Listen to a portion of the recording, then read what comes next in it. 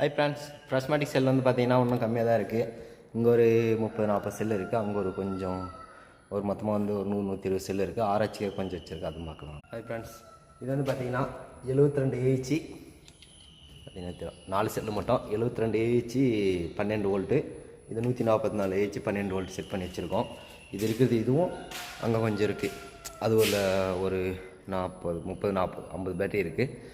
இங்கே ஒரு 60 battery 70 battery இருக்கும். மொத்தமே அவ்வளோதான் இருக்கிறது.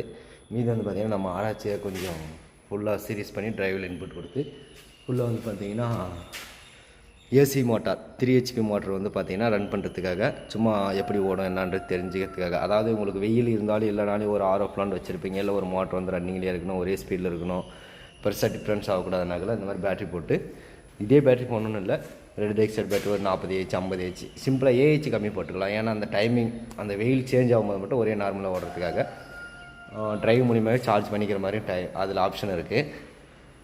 ட்ரைவ் மூலியமாகவும் சோலார் போட்டு ட்ரைவ் மூலியமாகவும் சார்ஜ் பண்ணிக்கலாம்.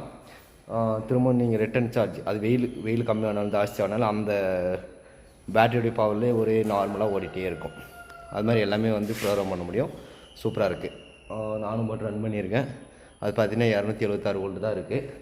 ஆனால் 200 வோல்ட் தான் மோட்டர் ஓடுது 3 பேஸ். ஆனால் ப்ரெஷர் நல்லாயிருக்கு, ஒரு 60% இருக்குது. இதே வந்து வோல்டேஜ் அதிகப்படுத்திங்கன்னா இன்னும் சூப்பராக ஓடும். ஓகே ஃப்ரெண்ட்ஸ், பாய். நெக்ஸ்ட் வீடியோ சந்திப்போம்.